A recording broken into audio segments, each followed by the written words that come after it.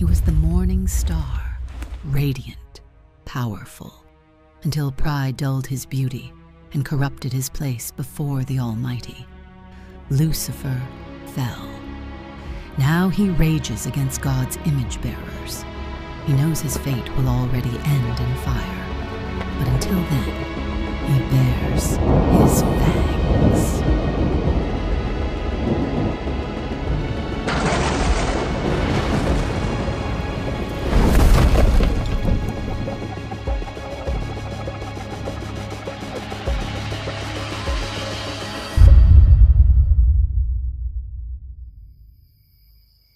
It was dusk. Darkness slowly stretched its wings over the land. Judea was filled with a symphony of crickets, and the whisper of rustling grass accompanied the wind. Jesus surveyed the land from atop a jagged hill, holding his garment tightly to his shivering body. He had been fasting for 40 days, depriving his body of food. His whispered and weak breaths to God rose with the evening breeze. But as he spoke to his Father, another visited him. Jesus wasn't alone. An ancient enemy lurked among the reeds behind him, waiting for a moment to strike. For 40 days, Jesus had gone without food. His body was beginning to eat away at itself, and his mind was experiencing the dull effects of starvation. It was at this moment a slithering presence emerged from the darkness. He slid his way behind Jesus and whispered into his ear. Look, it's the Son of God, shaking like a starving animal.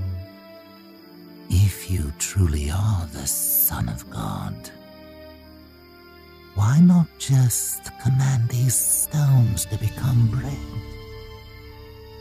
Surely the Creator himself deserves some food.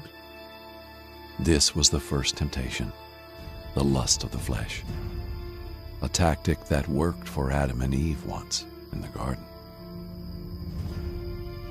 Jesus' body ached from hunger. The pain was nearly unbearable. Yet Jesus came to identify with the weakness of mankind. If he simply turned the stones into bread, he would take advantage of the power God gave him. I don't need it. It is written, man does not live by bread alone, but by the very words uttered from God himself. It was difficult for Jesus to speak. He had a fever from hunger, and the chills caused him to shiver. Satan scoffed and wrapped his cloak around Jesus. Suddenly the two were standing over the temple of Jerusalem. They were at the temple's highest point, overlooking the people below. The wind howled as Jesus stood at the very tip of the massive structure. Behold! Satan screamed through the wind, pointing to the people below. He laughed and surveyed the worshippers coming to and fro from the temple. They want a sign, Jesus. They long to worship. They're hungry for it. The wind cut Jesus' cheek like glass. He looked at the people below.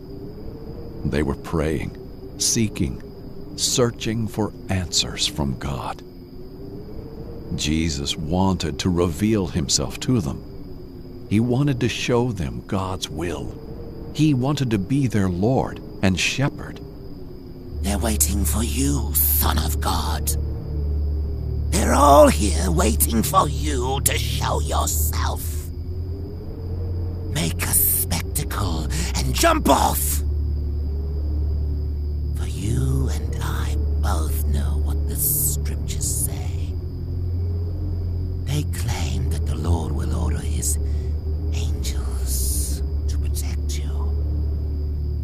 Think about the sight of that.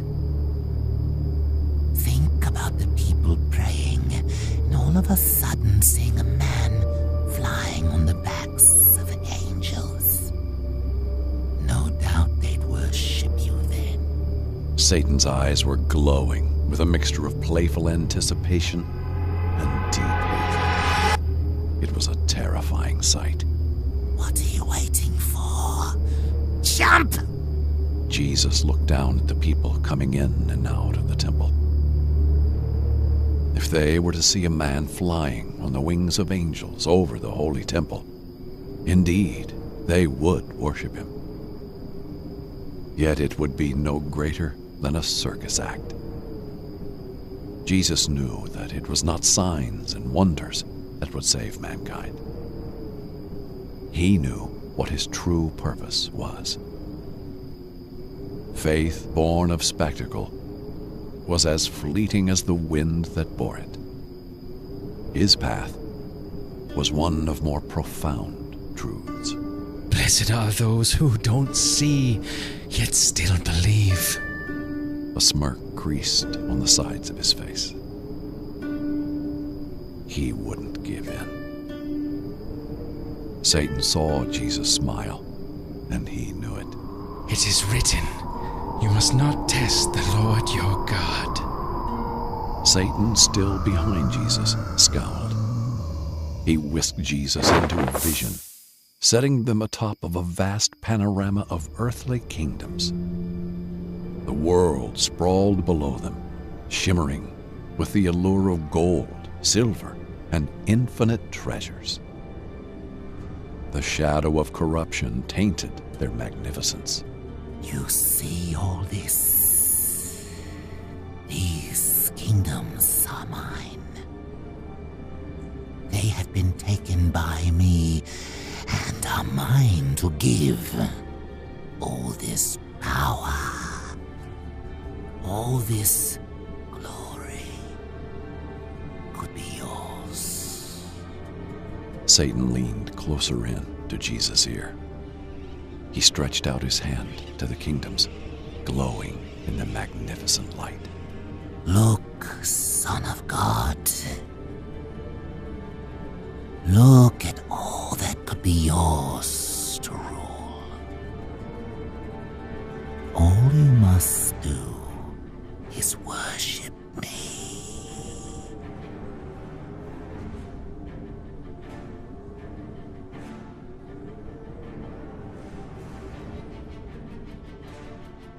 The lust for power, a temptation Eve once fell for when Satan promised she would be like God.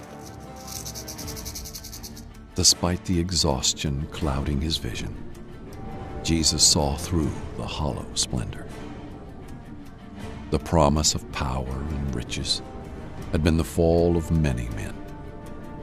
It was an enticing offer, no doubt. Jesus longed to rule over his people as king. But his kingdom was not of this world. Corruption was not the way to win the hearts of man. It is written, you shall worship the Lord your God. Him and him alone shall you serve.